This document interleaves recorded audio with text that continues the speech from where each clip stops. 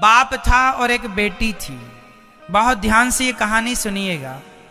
एक पिता था, एक पुत्री थी, बस दो ही लोग थे घर में। बेटी अभी लगभग 9-10 साल की थी, छोटी ही थी। और जो उसका बूढ़ा बाप था ना, वो बिस्तर पर ही लेटा था। उसका कोई बीमारी हो गई थी, तो उसकी बेटी सेवा किया करती थी अपने बूढ़े बाप की। बेटी ही नहलाती थी, बेटी ही अपने बाप की सारी क्रियाएं कराती थी, मलमूत्र इत्यादि। और वो बेटी ही कुछ काम करके अपने पिता के लिए कमाकर रोटी लाती थी। अभी लगभग 10 वर्ष की रही होगी। काम करती, वो कमा कर लाती और अपने बूढ़े बाप की सेवा करती। एक दिन वहां से एक संत जी गुजरे, तो उस बेटी ने संत जी को कहा, गुरुजी, हमारे बूढ़े पिताजी हैं, चल नहीं पाते, तो आप जरा अंदर आओ और हमारे पिताजी को दर्शन दो, पिताजी दर्शन करेंगे। तो संत जी बेटी की बात सुनकर अंदर आ गए। उन्होंने देखा कि वो बूढ़ा पिता वहां पड़ा और वहां बगल में उनके खटिया के पलंग के ठीक पास में एक खाली कुर्सी, चेयर रखी हुई थी। तो संत जी को लगा कि हमारे लिए कुर्सी रखी है, तो संत जी जाकर उस कुर्सी में बैठने लगे। तो वो जो बूढ़ा पिता था, वो बेटी का बूढ़ा आदमी बोला, ना ना प्रभु जी, आप वहां ना बैठिए, आप ये हमारे इसी पलंग में बैठ जाइए। तो संत जी को बड़ा आश्चर्य हुआ। अच्छा, बेटी अब काम के लिए चली गई, संत जी बैठे। अब संत जी और वो बूढ़ा आदमी दोनों बात कर रहे हैं। संत जी ने पूछा कि ये खाली कुर्सी रखी और आपने हमें बैठने इसमें नहीं दिया, क्यों? तो उस बूढ़े आदमी ने कहा कि महात्मा जी, साधु जी, ये जो खाली कुर्सी है ना, ये खाली नहीं है, एक्चुअली इसमें कोई बैठा है, इसलिए मैंने आपको उसमें बैठने नहीं दिया, खाली नहीं है। संत जी ने कहा, ना जी, हमें तो खाली दिख रही है। तब उस बूढ़े आदमी ने कहा कि प्रभु, मैं मंदिर तो जा नहीं सकता, मैं तीर्थ यात्रा पर तो लंगड़ा हो गया हूं, चल नहीं पाता, मैं तो जा नहीं सकता, तो मैं अपने सामने ये कुर्सी रखा हूं और मैं यही भाव बना के रखता हूं कि इस कुर्सी पर मेरे श्याम सुंदर बैठे हैं और मैं हमेशा उनसे बात करता रहता हूं।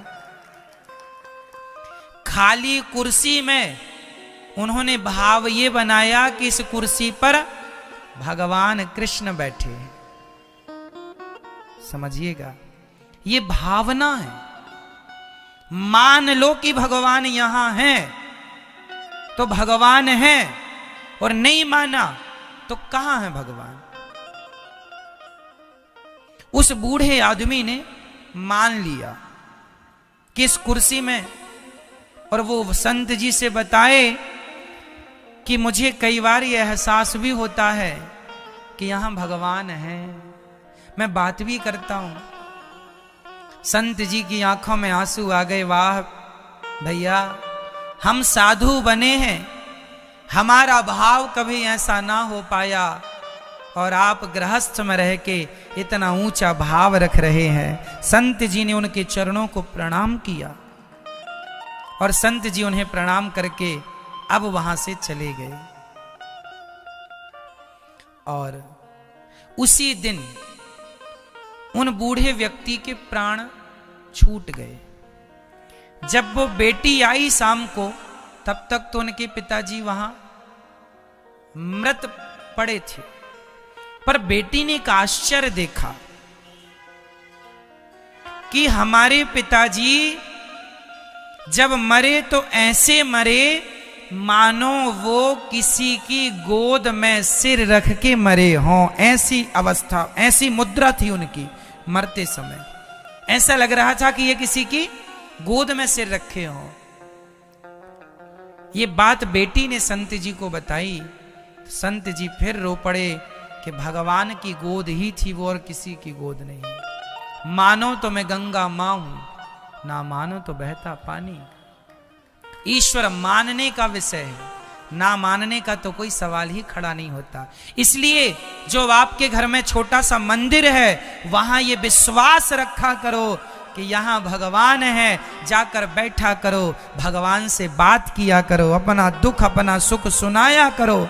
प्रभु ये हुआ, ये कोई पत्थर की मूर्ति नहीं है, ये पीतल की मूर्ति नहीं है, भगवान है, भगवान है। भावना की ज्योत को जला के देखिए, बोलती हैं मूर्तियां बुलाकर देखिए। भगवान कौन कहता है भगवान आते नहीं, द्रौपदी की तरह तुम बुलाते नहीं।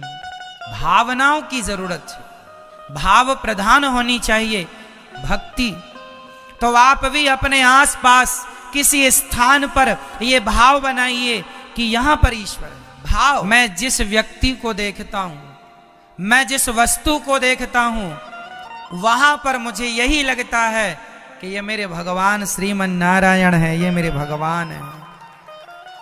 आपके शरीर में, मैं आपके मस्तिष्क में, माथे पर ये भाव बनाकर देखूं कि मेरे नारायण आपके माथे पर लेटे हुए हैं, क्षीर सागर है, लेटे हैं, लक्ष्मी जी चरण दबा रही है। वो भाव ही तो केंद्रित करना है, कहीं भी कर लो। ये स्मरण बना रहे भगवान का कि भगवान हमारे पास हैं, करीब है। श्रवणम कीर्तनम स्मरणम पाद सेवनम, चरणों की सेवा। भक्ति क्या है? चरण दबाना, अपने से बड़ों की सेवा करना। क्या है ये मेरी मां? सेवा है। जैसे आप अपने माता पिता को भागवत सुनवाते हैं, जो हैं उन्हें या जो नहीं है उनके लिए पोथी पाठ कराते हैं, यह भी एक सेवा है। आप अपने पूर्वजों के आत्म कल्याण के लिए भागवत जी की पोथी कराते हैं, यह एक सेवा ही तो है।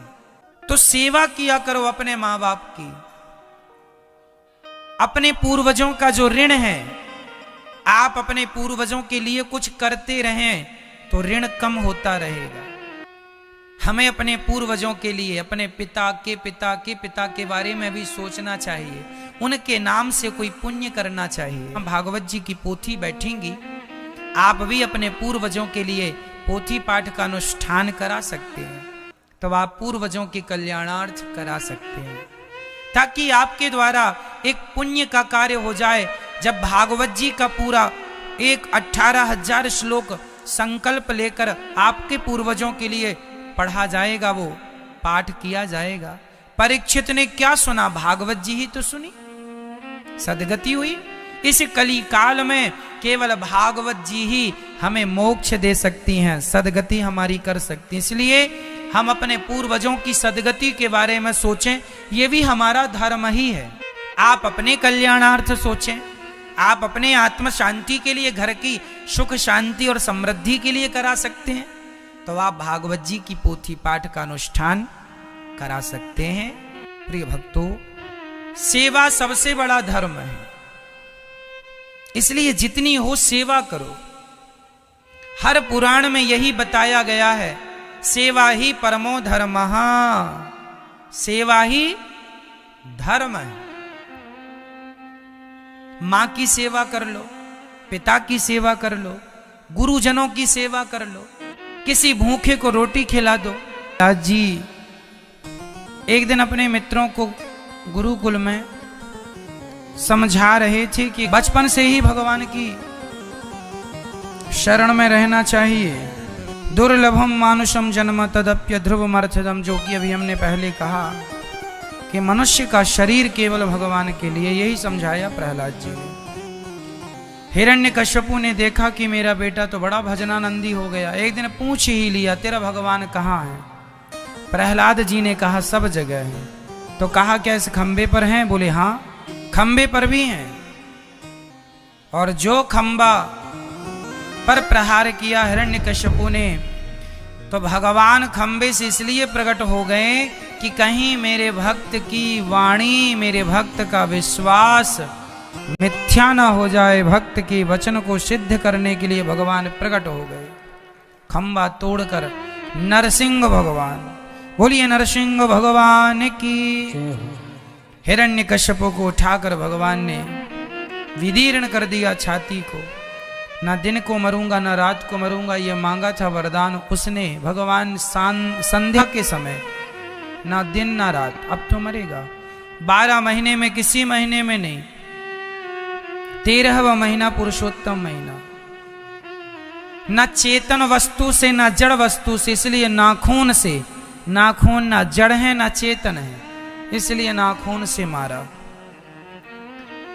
आंतों को निकाल कर गले की माला धारण कर ली भगवान ने। गले में माला कि देखूं तो सही किसने कौन सा पुण्य किया है, जिस पुण्य के कारण ऐसा प्रहलाद जैसा बेटा हुआ। हिरण्यकश्यपु का उद्धार हुआ। प्रहलाद जी ने भगवान की स्तुति की, प्रेम पूर्वक कहा। प्रहलाद जी ने, भगवान ने कहा बेटा कुछ मांगो। भगवान से प्रहलाद जी ने कहा प्रभु कभी कुछ मांगने की इच्छा ही जन्म ना ले, ये वरदान दीजिए। प्रहलाद जी निष्काम, कुछ चाहिए ही नहीं। हम क्या चाहें, जो भगवान दे रहे हैं क्या वही कम है? मुझे तुमने दाता बहुत कुछ दिया है, तेरा शुक्रिया है, तेरा शुक्रिया है, खूब दिया है। इसलिए जो दिया है ईश्वर ने उसे रखो प्रसाद मानकर, अहंकार ना कर लेना। इसके बाद प्रहलाद जी पर कृपा करके भगवान ने परम धाम वो गए।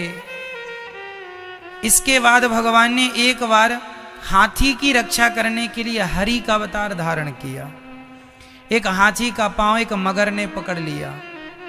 हाथी ने पुकारा भगवान से।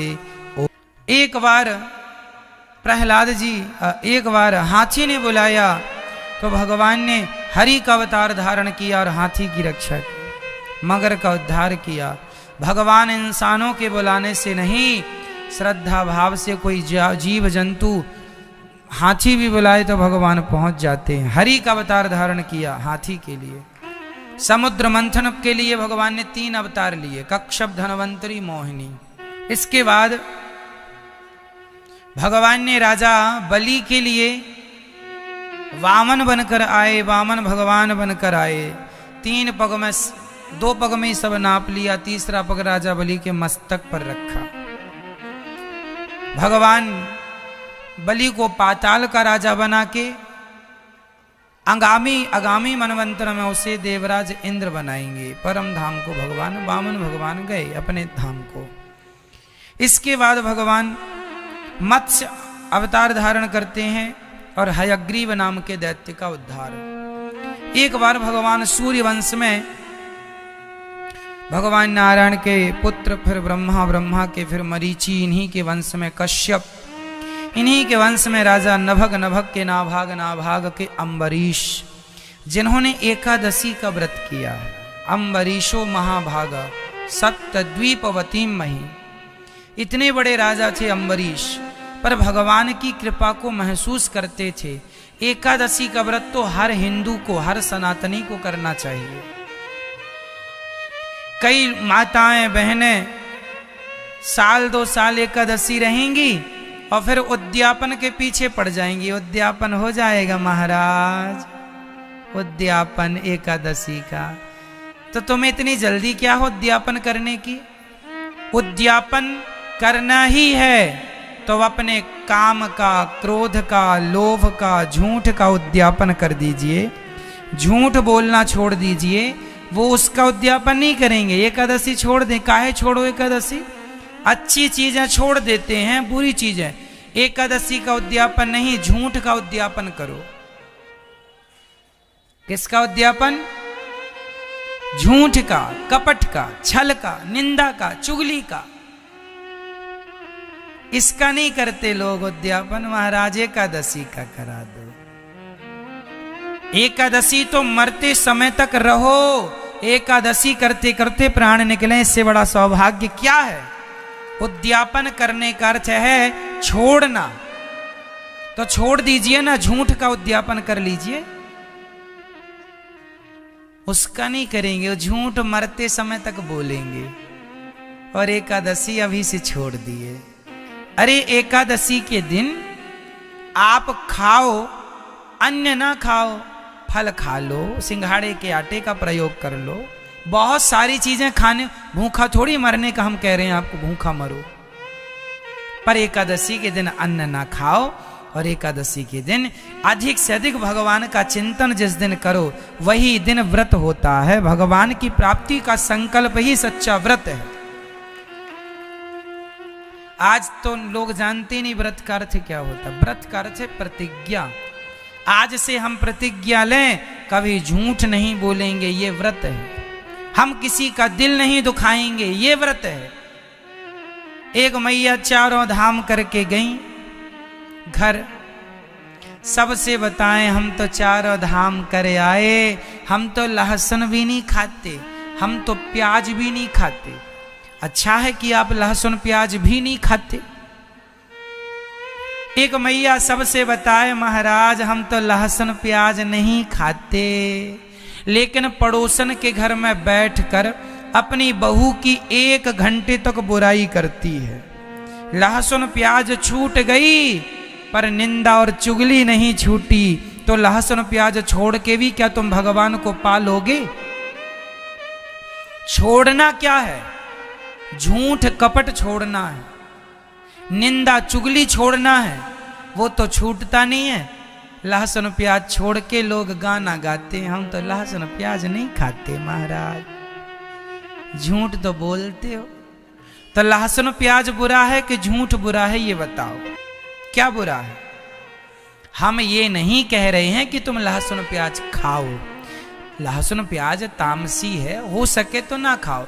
यहाँ गौरी गोपाल जी की रसोई में 10,000 लोग भोजन करते हैं, बिना लहसुन प्याज के ही बनता है। आपने खाया होगा, स्वाद रहता है कि नहीं? प्रसाद में स्वाद भी है। तो आप ना खाएं अच्छा है, पर लहसुन प्याज तो छोड़ना ठीक है। पर सबसे ज्यादा जरूरी झूठ कपट अहंकार का छोड़ना जरूरी है। ये छूट जाए फिर सब ठीक है। ठीक है, तो उद्यापन एकादशी का नहीं, किसका करोगी मैया? जोर से। झूठ बोलने का, झगड़ा करने का उद्यापन कर लो। अब से झगड़ा नहीं करेंगे। बहू उद्यापन कर ले झगड़ेगा कि सास से झगड़ा नहीं करेंगे, और सास उद्यापन कर ले कि मैं बहू से झगड़ा नहीं करूंगी, तो तुम्हारा घर स्वर्ग हो जाएगा इस उद्यापन से। पर लोग एकादशी के उद्यापन के पीछे पड़े रहते हैं। अम्बरीश जी ने एकादशी का व्रत किया। भगवान ने अपने दुपट्टे से उनकी, जब वो गेहूं पीसते तो भगवान उनको हवा करते, ऐसे भगवान अम्बरीश पर एकादशी के कारण कृपा हुई। दुर्वासा जी के क्रोध की चर्चा है, भगवान के सुदर्शन के द्वारा उनके क्रोध की निवृत्ति है, और अम्बरीश जी के द्वारा उनको क्षमादान है और भगवान की कृपा की। भगवान के भक्त, अहम भक्त पराधीना, मैं भगवान कहते हैं मैं भक्तों के अधीन हूं। भगवान कहते हैं मुझे लात मार दोगे मैं सहन कर लूंगा, पर मेरे भक्तों को कुछ कहोगे मैं नहीं सहन करूंगा, मैं भक्तों के अधीन हूं। रावण ने मार दिया लात विभीषण को, तो भगवान ने खानदान उड़ा दिया। मेरे भक्त को लात मारोगे? विभीषण भगवान के भक्त हैं, और भक्त को लात मारा ना रावण ने। ऐसा लात मारा कि विभीषण जी को, कि भगवान ने उस लात का बदला लिया। भगवान राम ने सीता माता को चुराया रावण ने, इसलिए राम जी ने रावण को नहीं मारा। कैसे? यदि राम जी रावण को मारना चाहते तो राम जी उसी दिन रावण को मार देते जिस दिन रावण ने सीता माता को चुराया। एक बाण मारते मर जाता रावण लंका में। लेकिन नहीं, सीता माता को चुराया रावण ने, इसलिए राम जी ने रावण को नहीं मारा, बल्कि राम जी ने रावण को इसलिए मार डाला कि तू मेरे भक्त को लात मारेगा, ले तेरे वंश में अब कोई पानी देने वाला नहीं बचेगा। सर्वनाश कर दिया राम जी ने। इसलिए भक्तों से पंगा ना लेना, भगवान के भक्तों का अपमान ना करना, नहीं तो भगवान मोर्चा संभाल लेंगे पूरा। भक्त कुछ बोलता नहीं, इसका मतलब ये नहीं कि आप उसका अनादर अपमान किए जाएं। ऐसे भगवान इन्हीं के वंश में शगर हुए, जिनके वंश में भगीरथ जी ने गंगा को प्रकट किया। फिर इन्हीं के वंश में आगे चल करके भगवान खटवांग, फिर दीर्घबाहु, फिर रघु, फिर अज, फिर दशरथ जी के यहाँ राम, लक्ष्मण, भरत और शत्रुघ्न का प्राकट्य हुआ। भगवान राम जी, लक्ष्मण जी आगे चले, विश्वामित्र जी राम जी को लेकर चले, बड़े हुए तब, और गुरु जी का यज्ञ पूरा कराया। सीता जी के विवाह में उत्सव हुआ धनुष यज्ञ का, राम जी ने धनुष को भंग किया, सिया जी ने माला पहनाया, राम जी का विवाह संपन्न। राम, लक्ष्मण, भरत, शत्रुघ्न चारों का। राम जी की पत्नी का नाम क्या है मैया? जोर से बोलो, जोर से। मैया सीता। भरत जी की पत्नी का नाम बताओ, जोर से। मांडवी। लक्ष्मण जी की पत्नी का नाम बताइए, मात भगवान प्रभु लक्ष्मण जी की, जोर से। उर्मिला। और शत्रुघ्न जी की पत्नी का नाम क्या? श्रुतकीर्ति। श्रुतकीर्ति, श्रुतकीर्ति, ठीक है। ये चारों भैया का विवाह संपन्न हुआ, राम, लक्ष्मण, भरत, शत्रुघ्न। एक दिन दशरथ जी ने सोचा कि मैं राम को राजा बनाऊं, बुढ़ापा आ गया है, अब भजन करूंगा। राम को राजा बनाने की तैयारी कर रहे थे कि मंथरा ने कैकेयी माता के कान भर दिए। आप लोगों से प्रार्थना है मैया, दूसरों के भड़काने से, दूसरों के उकसाने से अपने घर में झगड़ा ना पैदा कर लिया कर।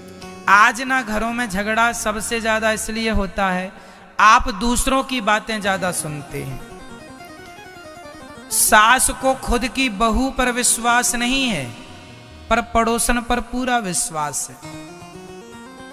ऐसे ही बहू को खुद की सास पर विश्वास नहीं है, पड़ोसन जैसा जैसा कहती है वैसा वैसा करती। कई पड़ोसन तो कहीं उनके खुद के रिश्तेदार, कई बार तो रिश्तेदार ही घर में आग लगा देते हैं। क्यों? पर हमारी माताएं मानती नहीं है, अपने काम से काम रखती नहीं है, दिन भर फोन पे बतियाती रहती है। हाँ माँ खा लिया, बहू अपनी माँ को और माँ अपनी बेटी को। हाँ बेटा खा लिया, बर्तन धुल गए, अच्छा अब झूला झूल रही हो, अच्छा खटिया तोड़ती रहो ऐसे, है खाओ सो बस। यहाँ माँ अपनी बेटी का मोबाइल पे 2-2 घंटे प्रपंच करती है, और यहाँ बहू अपनी माँ से, सासू माँ अपनी माँ से प्रपंच।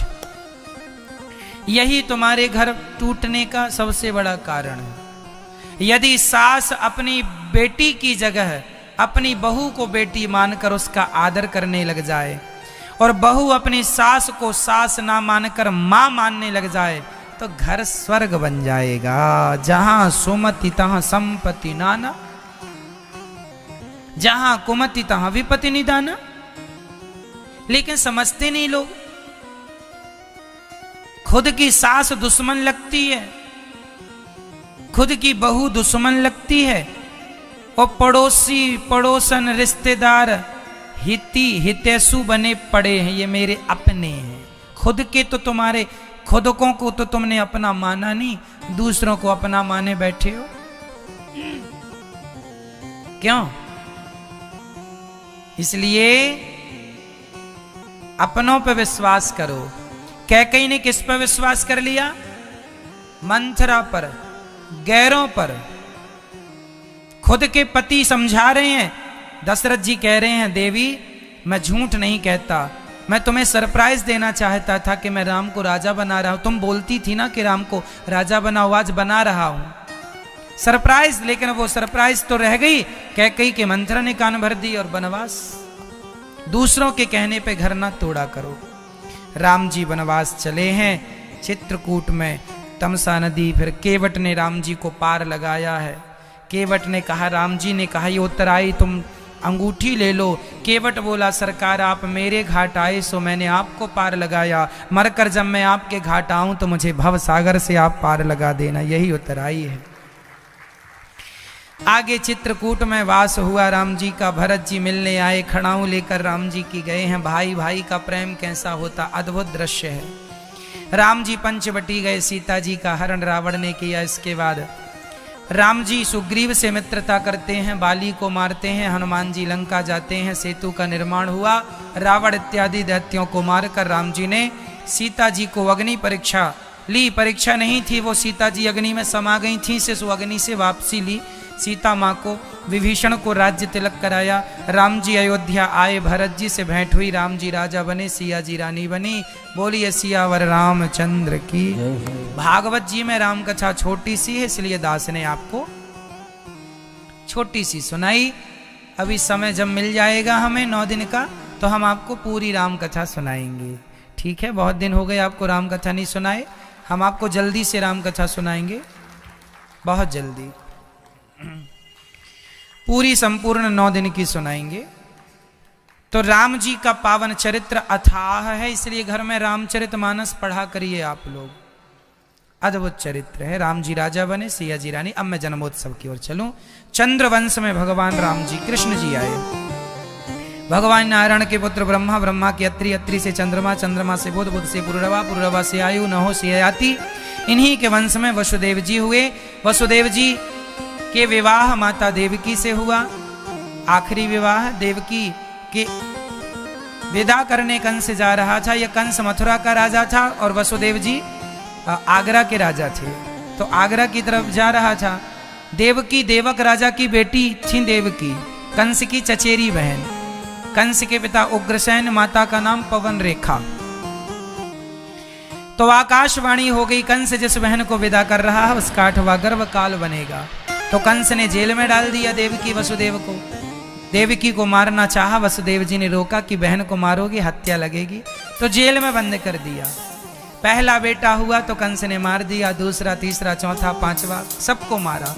7वें गर्भ में लक्ष्मण जी आए तो भगवान ने माता देवकी के गर्भ को निकालकर माता रोहिणी के गर्भ में ट्रांसफर कर दिया। ये रोहिणी भी वसुदेव जी की ही पत्नी थी। बलराम भैया का जन्म हुआ। बोलिए बलदाऊ भैया की जय। 8वें गर्भ में भगवान का प्रवेश हो रहा है।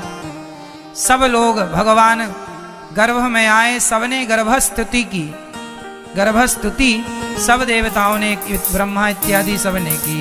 सत्यव्रतम सत्यव्रतम सत्यपरम त्रिसत्यम सत्यस्य योनिम निहितं च सत्ये सत्यस्य सत्यमृत सत्यनेत्रम सत्यात्मिकम त्वाम शरणम प्रपन्नाः। सबने स्तुति की, भगवान आप सत्य हैं। तभी भगवान अपने भक्तों की रक्षा, पृथ्वी संत भगवान की शरण में गए, प्रभु रक्षा करो, कंस का पाप बढ़ गया। भगवान ने कहा चिंता ना करो, मेरे अवतार लेने का समय आया। भादों का महीना कृष्ण पक्ष अष्टमी तिथि आई।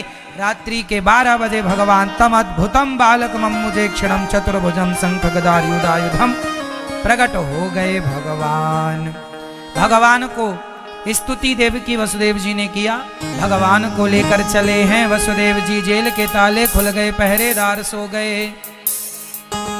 यशोदा माँ ने कन्या को जन्म दिया, कृष्ण को रखा है, कन्या को लिया और बड़े प्रेम से जैसे ही आए जेल के ताले बंद हो गए। कन्या को कंस ने 8वां गर्भ समझकर पत्थर पर पटका, हाथ से छूटकर आकाश में चली गई। कन्या तुझे मारने वाला प्रकट हो गया है, ऐसा कह के वह माता वहां से अंतर्धान हो गई। कंस तुझे मारने वाला पैदा हो गया है ना।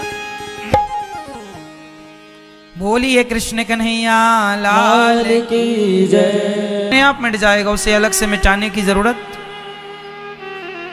नहीं है। इसलिए काम को मिटाइए। काम मीन्स विषय वासना।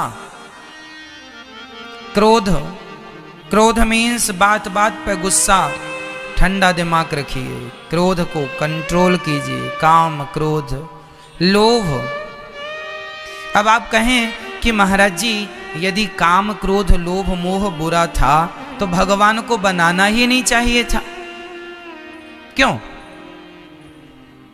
आपका तो यही सवाल होगा कि काम, क्रोध, लोभ, मोह बुरा था तो इसे बनाना ही नहीं चाहिए था ना।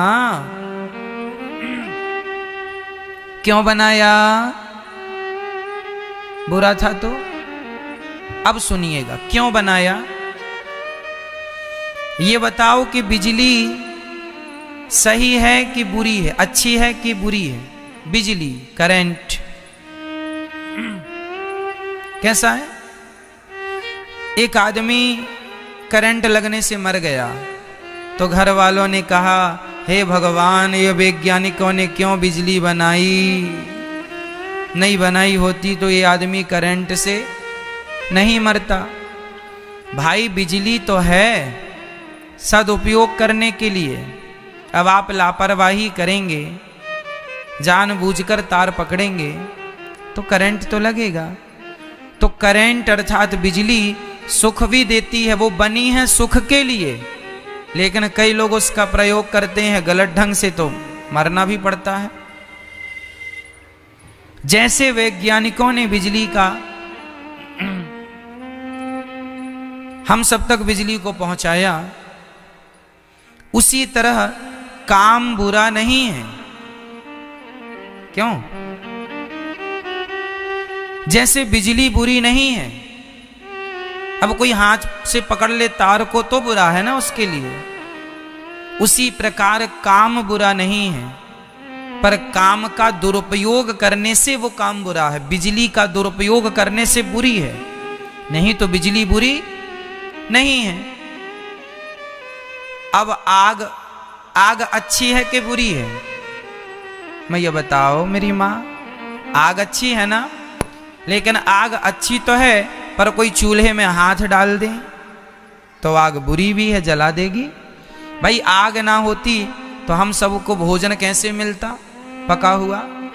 तो आग अच्छी है कि हमें आग के द्वारा ही पका हुआ भोजन प्राप्त होता है, पर आग के ऊपर कोई जबरदस्ती उसका दुरुपयोग करे, हाथ डाले तो आग बुरी भी है। उसी तरह काम अच्छा है और काम का कोई दुरुपयोग करे तो बुरा है। क्रोध अच्छा है, क्रोध का दुरुपयोग करे तो बुरा है। लोभ अच्छा है, दुरुपयोग करे तो बुरा है। मोह भी अच्छा है, पर मोह का दुरुपयोग करे तो बुरा। अब इसका सदुपयोग और दुरुपयोग के मैं कुछ एग्जाम्पल देता हूं, वो समझ लीजिएगा, पूरा स्पष्ट हो जाएगा। काम, सुदामा जी के बच्चे थे कि नहीं? बोलो, सुदामा जी के बच्चे थे कि नहीं? भाई बच्चे हैं, इससे पता चल रहा है कि सुदामा जी भी कामी थे, क्योंकि बच्चे हैं। बिना काम के तो बच्चे हो ही नहीं सकते। तो सुदामा जी भी विषयों का सेवन करते हैं, परंतु वो अपनी इंद्रियों को अपने कंट्रोल में, अपने वश में रखते हैं। वो संतान के लिए काम का आश्रय लेते हैं, बाकी समय, बचा हुआ समय भोगों से मन को हटाकर केवल भगवान के ध्यान में मन को लगाते हैं। तो काम केवल संतानोत्पत्ति के लिए यदि होए तो बुरा नहीं है, पर आजकल का आदमी केवल भोगे जा रहा है, भोगे जा रहा है भोग। उसे लग रहा अब सुख मिलेगा, अब सुख मिलेगा, अब सुख मिलेगा। बुढ़ापा आ गया, तुम ही बता दो कब सुख मिला तुम्हें और कितना मिल गया, और कितना पालोगे, बता दो। इन इंद्रियों ने, इन विषय वासनाओं ने, सच कहूं तो हम सबको ठग लिया है। डाकू हैं ये, डाकू जो हम सबको ठग रहे हैं। जैसे छोटे छोटे बच्चों का किडनैप लोग कर लेते हैं ना, किडनैप कर लेते हैं। कैसे? टॉफी का लालच देके, बेटा टॉफी ले लो, टॉफी ले लो। टॉफी देने के चक्कर में वो अपनी गाड़ी में बिठा के बच्चों का किडनैप कर लेते हैं, ले जाते हैं। लालच काय का देते हैं? टॉफी का, ये टॉफी ले लो। बच्चे जाते हैं टॉफी के चक्कर में, वो किडनैप कर लेते हैं। उसी तरह ये जो काम है ना, ये भी तुम्हें सुख का लालच देता है। काम जो है ये सुख का लालच देता है, और जरा से सुख के लालच में आप जाके विषय वासना में डूब जाते हैं। जरा सा सुख के लालच में, वही टॉफी का लालच, फिर दुर्गति होती है।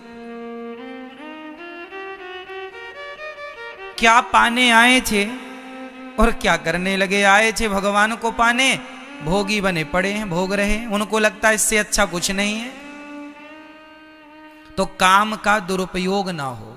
काम अच्छा है, अरे काम ना होता तो ध्रुव और प्रहलाद जैसे भक्त कैसे होते। तो ऐसी संतान के लिए काम का प्रयोग किया जाए तो काम अच्छा है, अच्छी संतान के लिए। भाई बिना काम के तो संतान होगी नहीं। तो काम संतान, कौन सी संतान? सुयोग्य संस्कारी संतान के लिए काम का आश्रय कोई ले तो काम बुरा नहीं है। क्रोध भी ऐसे ही है। क्रोध भी बहुत अच्छा है और बहुत बुरा है, दोनों बातें हैं। कैसे? अब सुनो, क्रोध कैसा अच्छा है। जैसे हमें क्रोध आए, जैसे हमने ही बताया, कल ही प्रश्नोत्तरी में हमने बताया था कि भीष्म पितामह को गुस्सा नहीं आया। कब? जब द्रौपदी मां की साड़ी खिंच रही थी।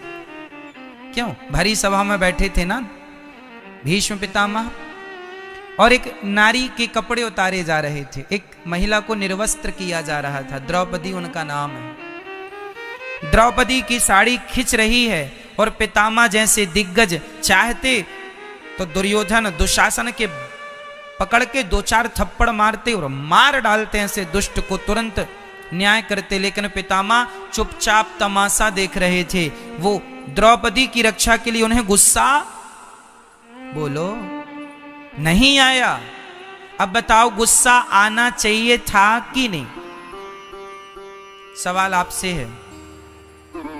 मैया बता दो ना मेरी मां, पितामह को गुस्सा आना चाहिए था पर नहीं आया। नहीं आया तो उन्हें बाणों की सैया मिल गई। क्यों नहीं किया आपने गुस्सा? क्यों नहीं किया? गुस्सा करना चाहिए। गुस्सा करना चाहिए। कहां करना चाहिए?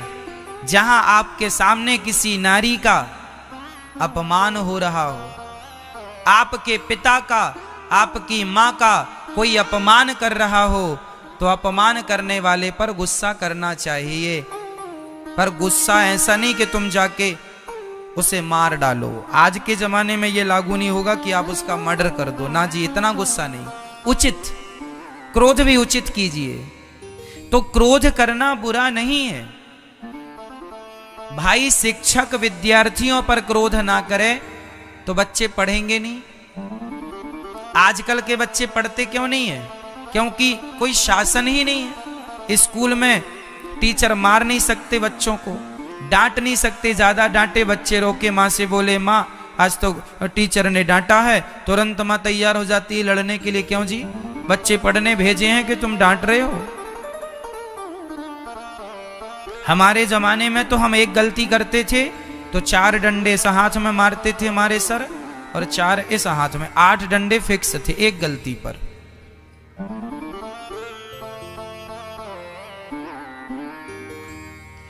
तो भय जरूरी है, क्रोध जरूरी है। कहां क्रोध करना है, कहां क्रोध नहीं करना, यह आपकी समझ का, आपके संस्कारों का विषय है। क्यों?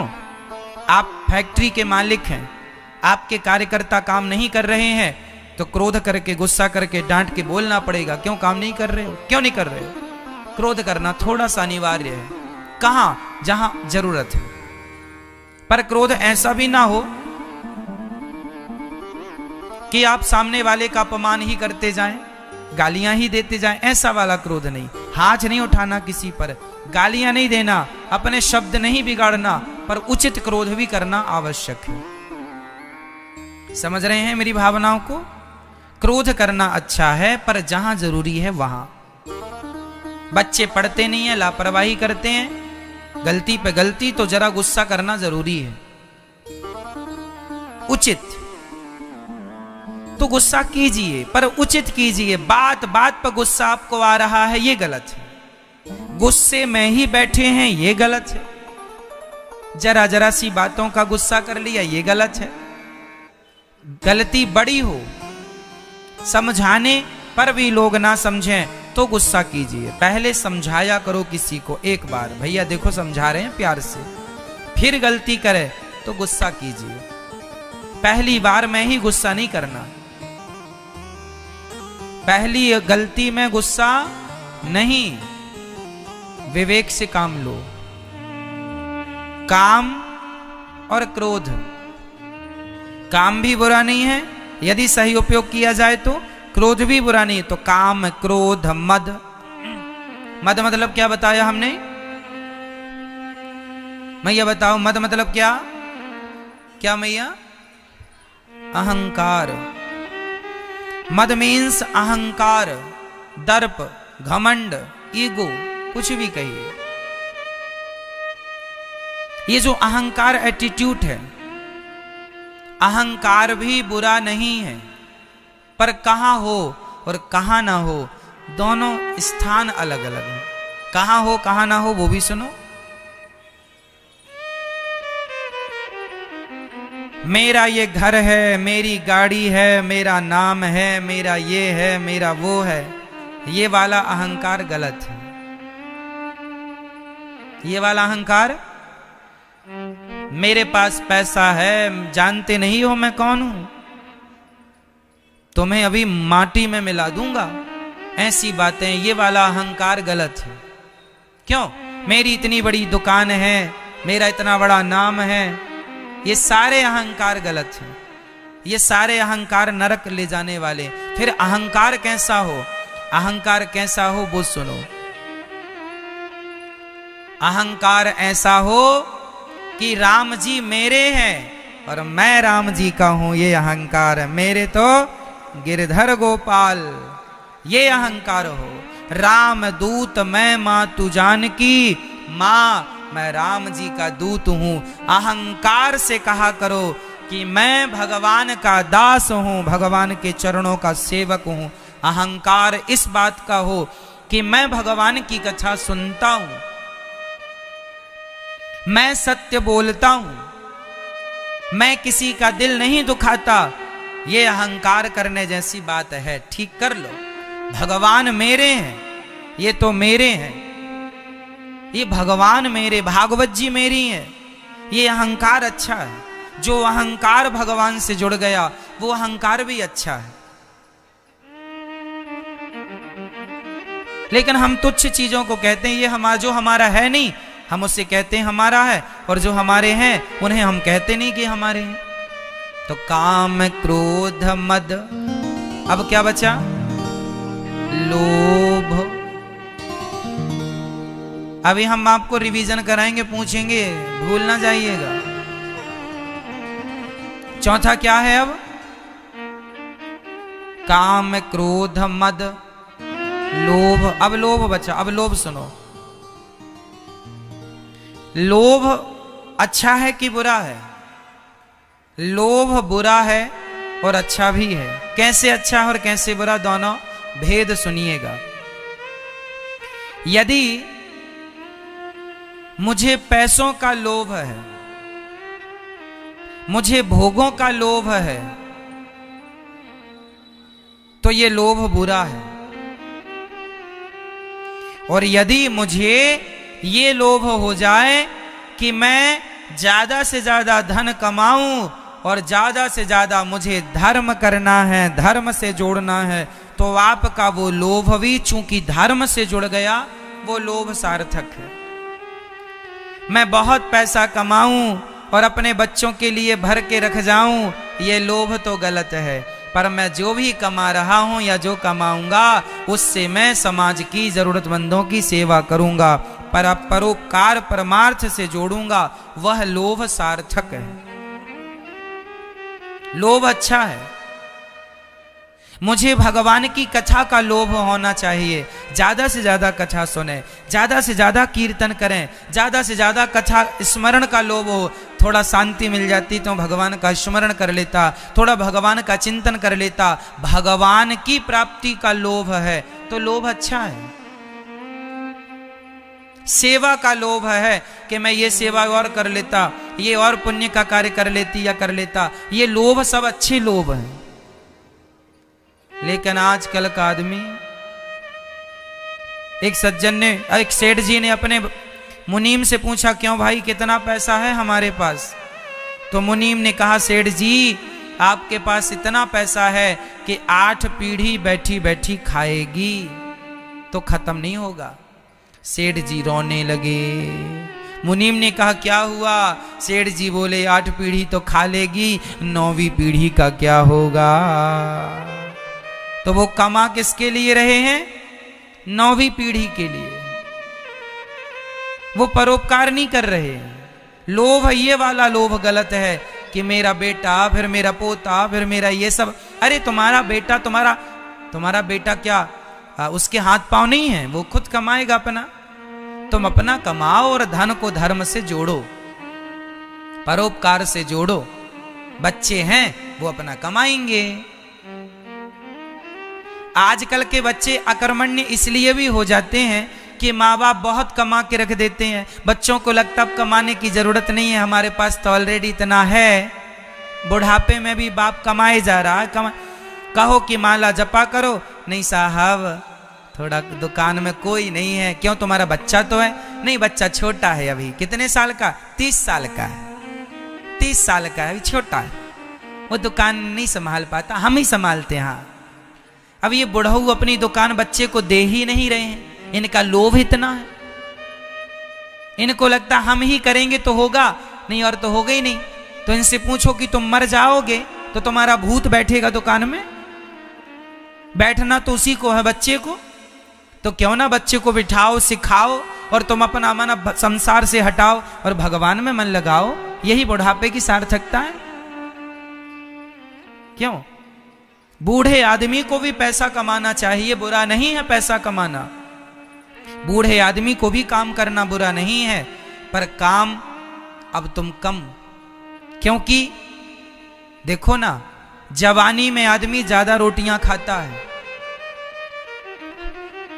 जितनी रोटी जवान आदमी खा सकता है और खा के पचा सकता है, क्या इतनी रोटियां बूढ़ा खा के पचा सकता है? बता दो, नहीं ना।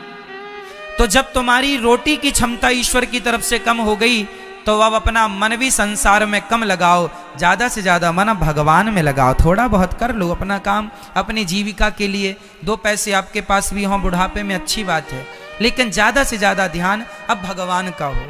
अब धीरे धीरे मन सबसे हटे। बुढ़ापे में पैसे रखना बचा के, क्योंकि आजकल की औलाद बिना पैसे के सेवा नहीं करती, इसलिए बुढ़ापे के लिए कुछ पैसे भी बचा के रखना। 10-20 करोड़ तो बचा के रखना ही। क्यों है इतना? कुछ तो बचा के रख लेना।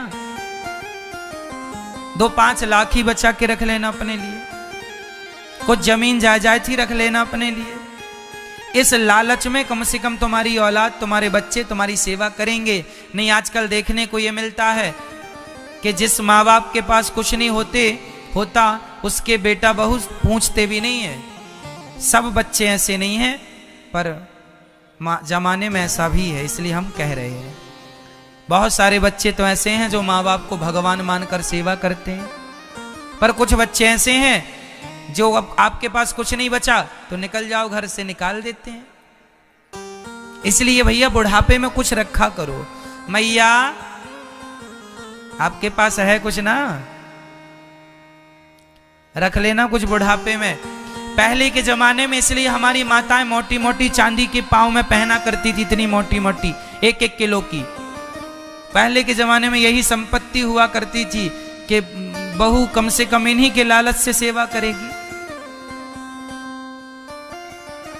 और आज की सासें पहनती नहीं है तो बहू को लगता कुछ है ही नहीं बुढ़िया के पास, क्या करेंगे। इसलिए तुम थोड़ा पहना करो। हम कहते हैं अंदर पीतल भर लिया करो, बाहर से सोने का पानी चढ़वा लिया करो और बहू को दिखाती रहा करो 5 तोले का है।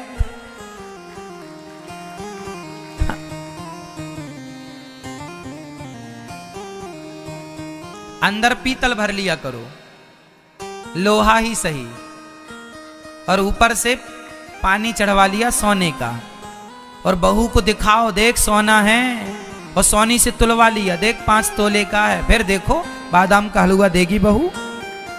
कि सास बड़ी मालदार है, और कह दोगी कि कुछ नहीं है तो बहू कहेगी लो कुछ नहीं है। कौन करेगा सेवा, है ना। इसलिए अपनी बहुओं से ये बिल्कुल ना कहा करो कि हमारे पास कुछ नहीं है, यही कहा करो हमारे पास बहुत कुछ है, अभी तो तुम्हें बताया ही नहीं।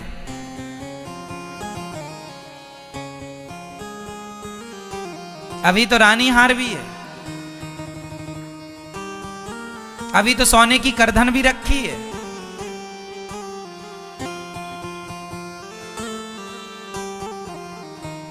बनवा लेना पीतल की, बन जाएगी 1000-1200 की, पानी चढ़वा लेना सोने का, खत्म। बस दिखाती रहा करो दूर से। ये देख, छूने मत देना उसको, अभी बोले जब मर जाऊंगी तब ले लेना, अभी सेवा कर।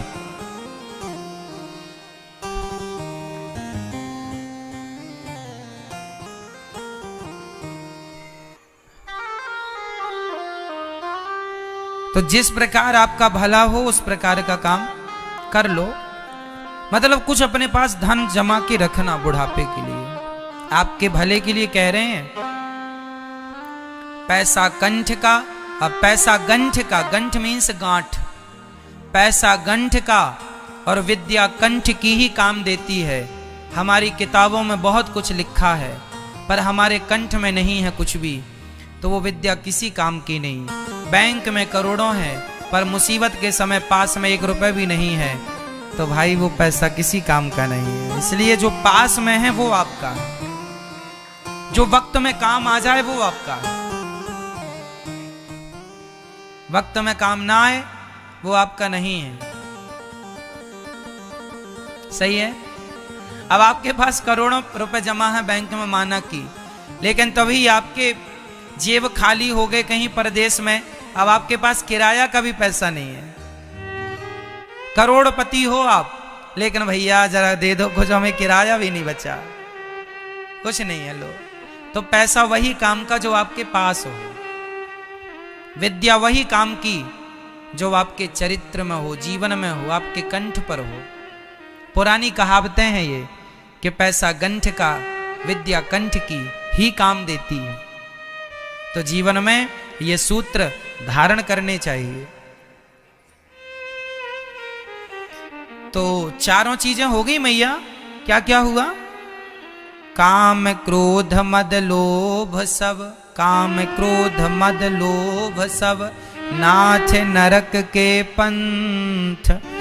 ये चारों नरक के दरवाजे हैं, काम क्रोध लोभ सब। तो माता कैकेयी के अंदर क्या जाग गया? लोभ जाग गया। और लोभ जागा जब राम जी वनवास गए, और जब माता कैकेयी, भरत जी आए, उन्होंने स्वीकार नहीं किया और कैकेयी माँ को माँ कहना बंद कर दिया। कैकेयी के पति तो चले ही गए दशरथ जी। तब कैकेयी को बड़ा पश्चाताप हुआ, राम राम, मैंने राम के साथ बड़ा गलत कर दिया, गलत व्यवहार कर दिया। माता कैकेयी बड़ा पश्चाताप कर रही है, मैं क्या करूं क्या करूं क्या करूं। जब चित्रकूट गए भरत जी, तो भरत जी ने साफ कह दिया था ये कैकेयी को लेकर नहीं जाऊंगा मैं। तब माता कौशल्या ने कैकेयी का पक्ष लिया था, आपको पता है।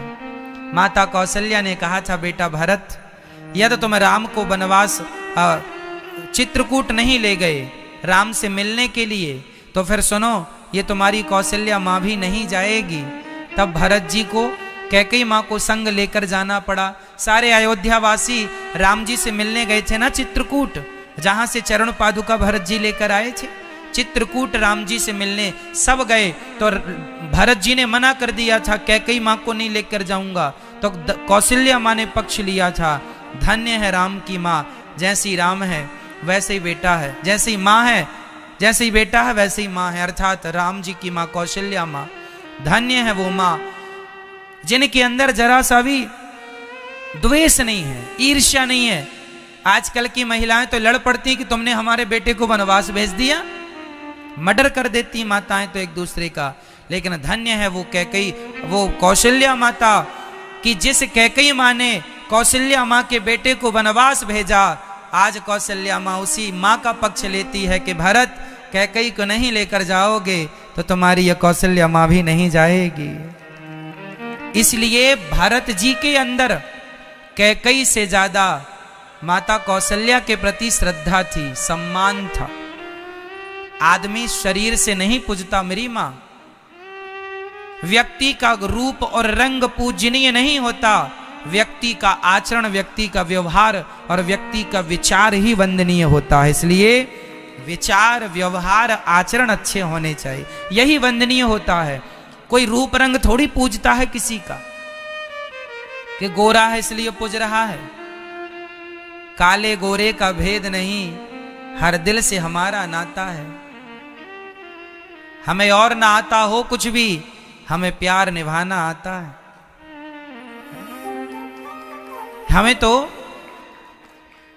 रूप रंग की कोई बातें नहीं है। भले सुंदर, कहते हैं कैकई मां बहुत सुंदर थी, कैकई मां बहुत सुंदर थी। दशरथ जी की जितनी पत्नियां थीं उनमें सबसे ज्यादा सुंदर माता कैकई थी। सुंदर तो बहुत थीं, लेकिन केवल शरीर से, विचारों से नहीं, स्वभाव से नहीं। जबकि माता कौशल्या बहुत सुंदर नहीं थी, पर उनके विचार। एक बात बताओ, मर्यादा पुरुषोत्तम भगवान श्री राम माता कौशल्या के ही गर्भ से क्यों पैदा हुए, प्रकट हुए? कैकई के माता के गर्भ से क्यों नहीं? सुमित्रा माता के गर्भ से क्यों नहीं?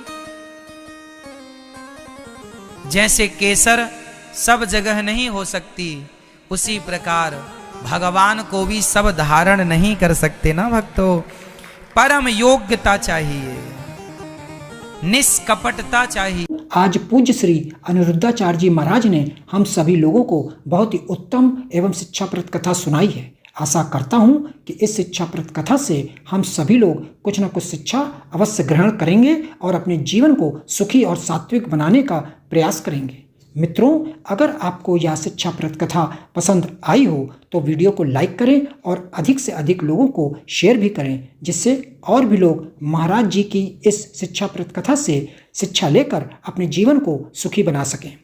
मित्रों, अगर आपने अभी तक हमारे चैनल को सब्सक्राइब नहीं किया है तो हमारे चैनल को तुरंत सब्सक्राइब भी कर लें, जिससे आपको नोटिफिकेशन के माध्यम से महाराज जी के शिक्षाप्रद कथा तुरंत प्राप्त हो सकें। मित्रों, तो कल फिर किसी शिक्षाप्रद कथा के साथ आप लोगों के समक्ष प्रस्तुत होंगे। तब तक के लिए जय श्री राधे।